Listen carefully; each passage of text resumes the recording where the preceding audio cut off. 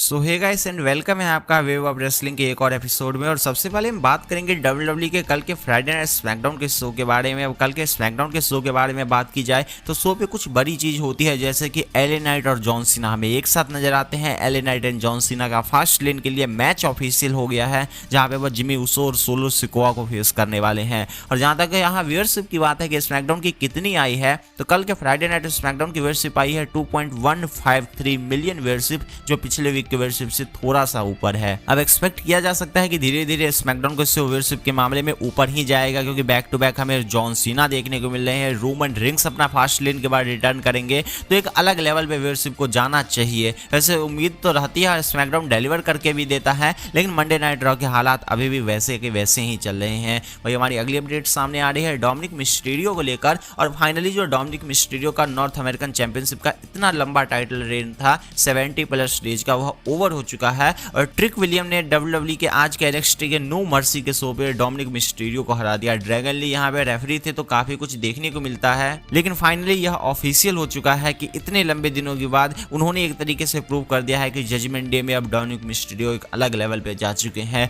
Interesting होगा रिया replay का कैसे रिएक्शन होता है जब डोमिनिक अपने चैंपियनशिप को हार चुके हैं NXT के शो पे। वैसे मानना पड़ेगा कि डोमिनिक ने काफी चेंजेस किए हैं अपने कैरेक्टर में, और एज ए हील काफी बार सक्सेसफुल भी रहे हैं। वही हमारी अगली अपडेट सामने आ रही है MJF को लेकर। अब MJF ने कमेंट किया है CM पंक के ऊपर। उन्होंने बताया कि देखो, CM पंक के बारे में जब भी बात करूंगा, मेरे लिए एक स्टोरी लाइन थी जिसमें मैंने अपना 100% दिया, उसने अपना 100% दिया, और मेरे करियर के लिए वह one of the great story line रही है। और मानना पड़ेगा कि AEW की अगर हम हिस्ट्री को चेक करें तो प्रोमो बैटल में MJF और CM पंक ने जैसा बैटल हमें प्रोवाइड किया है वैसा शायद ही किसी बैटल ने प्रोवाइड किया हो। अब CM पंक तो कंपनी में रहे नहीं, MJF कंपनी में है, और देखना पड़ेगा जब CM पंक कहीं और रिटर्न करते हैं, चाहे वह WWE हो या कहीं और वह आपने किसी और प्रमोशन में रिटर्न करे, तब वह क्या रिएक्ट करते हैं इन सब चीज़ों पे जो ऑल एलिट रेसलिंग में उनके साथ देखने को मिला है। लेकिन जो हमारी अगली अपडेट है वह एज को लेकर है, और एज का क्या स्टेटस चल रहा है। तो एज आज जो ऑफिशियल है कि एज आज WWE के कॉन्ट्रैक्ट क्लॉज से अलग हो जाएंगे,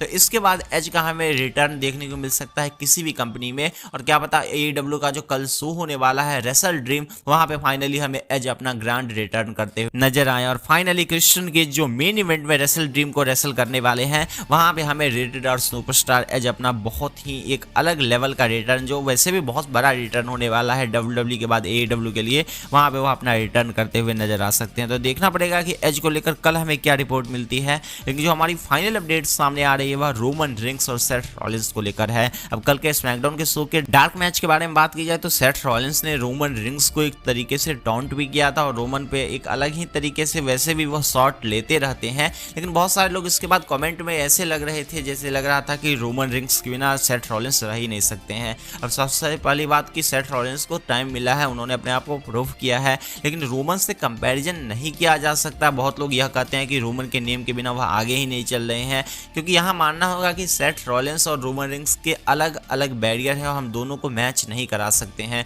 रोमन रिंग्स के कैरेक्टर को बिल्डअप में काफी लंबा टाइम लगा है, और कितना भी लंबा टाइटल रेन हो, रोमन का जैसा कैरेक्टर बिल्डअप है ऐसा रॉलिंस अभी नहीं कर सकते हैं जिस तरीके के वह स्टोरी लाइन में चल रहे हैं। तो ज्यादा कंपैरिजन इस एंगल से नहीं किया जाना चाहिए। लेकिन जो सर्वाइवर सीरीज है उसके एंगल से लग रहा है कि रोमन वर्सेज हमें रॉलिंस के चांसेस अभी भी है, क्योंकि जिस तरीके से रॉलिंस ने रोमन रिंग्स को टीच किया है। लेकिन फिर भी हमें वेट करना ही होगा कि WWE सर्वाइवर सीरीज में क्या डिसीजन लेती है, क्या रोमन और रॉलिंस सामने सामने होते हैं नहीं होते हैं। लेकिन आपको क्या लगता है कि क्या रोमन और रॉलिंस को इस तरीके से कंपैरिजन करना कि रोमन ने तो बहुत कुछ किया लेकिन रॉलिंस ने इतने दिनों में अपने आप को प्रूव नहीं कर पाए हैं इस टाइटल रेन में? इसके बारे में आपका क्या सोचना है, इसके बारे में आप कमेंट बता सकते हैं। साथ में like share subscribe and bell notification on कर सकते हैं। And see you guys again in my new video.